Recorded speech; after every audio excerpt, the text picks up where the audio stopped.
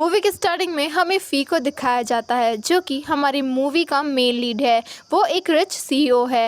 वो किसी लड़की से कह रहा होता है उसने ये रेड वाइन स्पेशली फ्रांस से वापस एयरलिफ्ट करवाई है जिसे उस लड़की ने बर्बाद कर दिया है। अगर वो लड़की फ़ी को ये बता देगी कि उसने ऐसा किसके कहने पे किया है तो शायद फ़ी उसे जाने दे। जिस पर वो लड़की जिसका नाम बाओ बाओ होता है जो कि हमारे इस मूवी की फ़ीमेल लीड है वो सोच रही होती है कि वो $1 मिलियन उसके ब्रदर की मेडिकल फीस थी और वो फ़ी को इस बारे में कैसे बताए। इसीलिए वो बता देती है कि उसने ऐसा किसी के कहने पर भी नहीं किया है, उसने खुद से फ़ी को वो मेडिसिन दी है। अब फ़ी बाओ बाओ के क्लोज आता है और वो बाओ बाओ के क्लोज होते हुए कहता है तो उसने वो मेडिसिन फ़ी को दिया था, जिस पर बाओ बाओ यस कहती है। देन फ़ी उस रेड वाइन को ड्रिंक करता है और वो बाओ बाओ को जाकर किस कर देता है। साथ ही वो उस रेड वाइन को बाओ बाओ को किसके थ्रू पिला रहा था। अब फ़ी बाओ बाओ से कहता है उसने ऐसा बिल्कुल भी ठीक नहीं किया और फ़ी बाओ बाओ को पनिश करने के लिए अपने साथ लेकर चला जाता है। नेक्स्ट मॉर्निंग हमें बाओ बाओ को दिखाया जाता है जो कि बेड पर सो रही थी और रूम को देखकर साफ साफ पता चल रहा था उन दोनों ने लास्ट नाइट साथ में स्पेंड की थी। अब बाओ बाओ उठकर खड़ी होती है और वो उस रूम से अपना सारा सामान इकट्ठा करने लगती है। देन वो उस रूम से जल्दी से बाहर निकल जाती है। कुछ टाइम के बाद फ़ी जब बाओ बाओ को ब्रेकफास्ट करने के लिए उस रूम में बुलाने के लिए आता है तो वो देखता है बाओ बाओ उस रूम से जा चुकी है, जिसे देखने के बाद फ़ी स्माइल करता है और कहता है लास्ट नाइट वो फ़ी के साथ नाइट स्पेंड करने के बाद ऐसे इनरिस्पॉन्सिबली कैसे भाग सकती है। उसी तरफ हमें फ़ी को दिखाया जाता है जिसने बाओ बाओ की सारी इन्फॉर्मेशन निकलवा ली थी। उसे पता चलता है बाओ बाओ की एज 19 है और वो एक यूनिवर्सिटी स्टूडेंट है। साथ ही वो बहुत सारे पार्ट टाइम जॉब्स भी करती है। दूसरी तरफ हमें बाओ बाओ को दिखाया जाता है जो कि अपनी फाइनेंशियल प्रॉब्लम्स की वजह से बहुत ही ज़्यादा परेशान होती है। उसे समझ में नहीं आता कि वो अपने ब्रदर के मेडिकल एक्सपेंसिव को कैसे पूरा करेगी। तभी बाओ बाओ के पास एक पर्सन का कॉल आता है जो कि उसे एक जॉब ऑफर करता है, जिसके लिए बाओ बाओ रेडी हो जाती है। बाओ बाओ एक कंपनी के अंदर आती है जहां पर एक मैन उसे बताता है उनके सीईओ ने कहा है न सिर्फ बाओ बाओ को यहाँ के लोगों के लिए खाना बनाना है, इनफैक्ट उसे इस पूरी कंपनी की सफाई भी करनी है, जिसके लिए भी बाओ बाओ रेडी हो जाती है। बाओ बाओ मन में सोचती है वो अपने ब्रदर के लिए कुछ भी कर सकती है। देन बाओ बाओ अपने मेड के जॉब में लग जाती है। तभी उस कैबिन के अंदर फ़ी आता है। फ़ी बाओ बाओ के ठीक पीछे ही खड़ा था और वो बाओ बाओ को देख लेता है और उसे उसके नाम से बुलाता है। जब बाओ बाओ पीछे मुड़ती है तो वो वहाँ पर फ़ी को देखती है। वो फ़ी से कहती है क्या वो इस कंपनी का प्रेसिडेंट है, जिस पर फ़ी यस कह देता है। बाओ बाओ उस कैबिन से जाने की कोशिश करती है लेकिन फ़ी बाओ बाओ की स्लीव्स को पकड़कर उसे वापस खींच लेता है और वो बाओ बाओ के कान में विस्पर करते हुए कहता है अब की बार वो उससे दूर नहीं जा पाएगी। ये कहकर फ़ी स्माइल करने लगता है।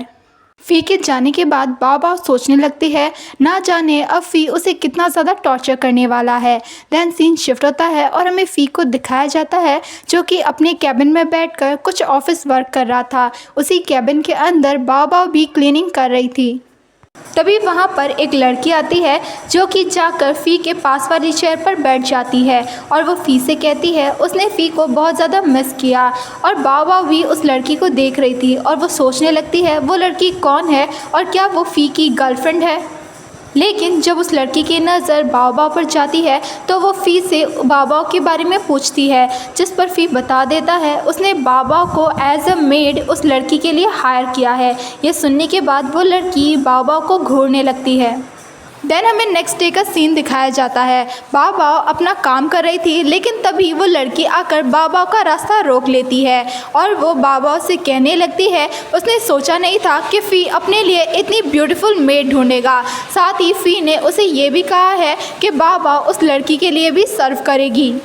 बाओ बाओ वहाँ से जाने लगती है तो वो लड़की बाओ बाओ से पानी मांगती है। बाओ बाओ को बहुत गुस्सा तो आता है लेकिन फिर भी बाओ बाओ उस लड़की को जाकर पानी देती है। वो लड़की खुद उस पानी को नीचे गिरा देती है और वो इसके लिए बाओ बाओ को ब्लेम करने लगती है और साथ ही वो बाओ बाओ को काफ़ी ज़्यादा बुली भी करती है और बाओ बाओ को उसकी गरीबी को लेकर काफ़ी ज़्यादा इंसल्ट भी करती है।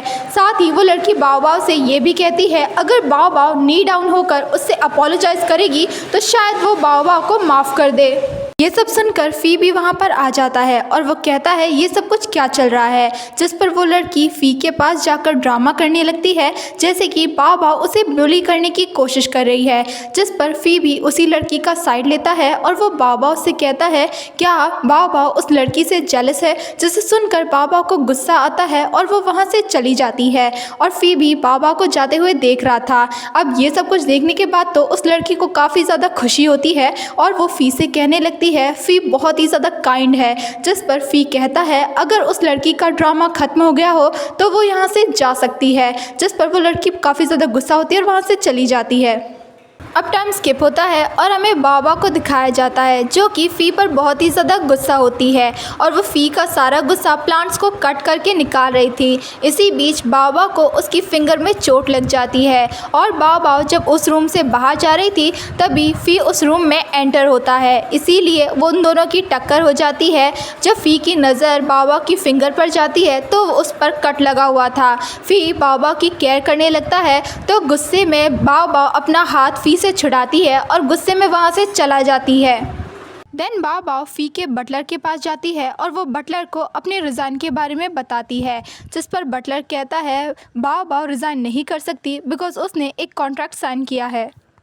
वहीं पर फ़ी भी मौजूद होता है जो कि बाबा से उसके रिज़ाइन का रीज़न पूछता है, जिस पर बाबा बताती है वो अपने कुछ पर्सनल रीज़न की वजह से रिज़ाइन करना चाहती है, जिस पर फ़ी अपने बटलर से कहता है ये मेड अच्छे से क्लीन अप नहीं करती तो इसे रिज़ाइन कर दो। ये सुनने के बाद तो बाबा बहुत ही ज़्यादा खुश हो जाती है। तभी फ़ी कहता है उसने अपनी बात अभी कंप्लीट नहीं की है। फ़ी बाबा के क्लोज आता है और उसके चिन को होल्ड करते हुए कहता है क्या बाबा बहुत ही ज़्यादा रिच हो गई है जो कि मेड कॉन्ट्रैक्ट साइन करने के बाद रिज़ाइन करना चाहती है। ये कहने के बाद फ़ी वहाँ से चला जाता है और बाबा बहुत ही ज़्यादा गुस्सा होती है फ़ी पर और वो फ़ी को मन ही मन में डेविल भी कहती है। साथ ही वो कहती है वो देखती है फ़ी कब तक उसे रिज़ाइन नहीं करता। देन हमें नेक्स्ट डे का सीन दिखाया जाता है जहाँ पर बाबा क्लीनिंग करते हुए बटलर से फ़ी के फियर के बारे में पूछती है, जिस पर बटलर बताता है फ़ी को डार्क से बहुत ज़्यादा डर लगता है। ये जानने के बाद बाबा एक जगह पर फ़ी को बुलाती है। फ़ी जब उस जगह पर आता है तो बाबा कहती है उस स्टोर रूम में कोई चीज़ नहीं मिल रही तो क्या फ़ी उसकी हेल्प करेगा उस चीज़ को ढूंढने में। फ़ी जब बाबा की हेल्प करने के लिए उस स्टोर रूम के अंदर जाता है तो बाबा उस रूम के डोर को लॉक कर देती है और वहाँ से काफ़ी हैप्पी होकर जाने लगती है।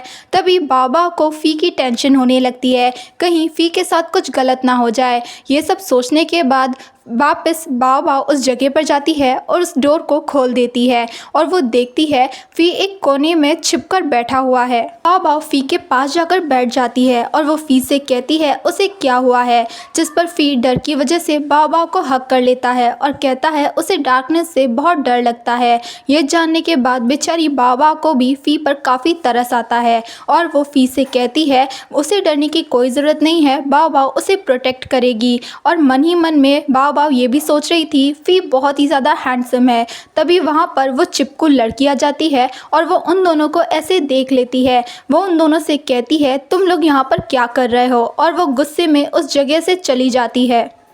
देन वो लड़की किसी को कॉल करती है और कुछ मेंस को भेजने के लिए कहती है। फ़ोन कट होने के बाद वो लड़की अपने आप से कहती है आज वो बाबा को मार देगी। बाबा अपना वर्क ख़त्म करके पार्किंग लॉट में आई होती है जहाँ पर वो लड़की कुछ मेंस के साथ बाबा का वेट कर रही थी। वो लड़की जाकर बाबा का रास्ता रोकती है और उस लड़की के इशारा करने पर वो दोनों मेंस बाबा का मुंह बंद करके अपने साथ ले जाते हैं और साथ ही वो बाबा को बेहोश कर देते हैं। जब इस बारे में फ़ी को पता चलता है तो वो बहुत ही ज़्यादा परेशान होता है। फ़ी बाबा को ढूंढने के लिए उस पार्किंग लॉट में आता है और वो हर जगह पर बाबा को तलाश करता है। फ़ी देखता है बाबा एक जगह पर बेहोश पड़ी हुई है तो फिर फ़ी उसके पास जाकर बाबा को कैरी करके वहाँ से लेकर आता है। देन हमें दिखाया जाता है बाबा सोफ़े पर सो रही होती है। कुछ टाइम के बाद बाबा की आंखें खुलती है और वो डर की वजह से फ़ी को हक कर लेती है। फ़ी बाबा को खुद से दूर करते हुए कहता है उसे लगा था वो आज के बाद कभी भी बाबा को नहीं देख पाएगा और इस वजह से वो बहुत ही ज़्यादा डर गया था। बाबा डायरेक्टली फ़ी से पूछ लेती है क्या वो उससे प्यार करता है।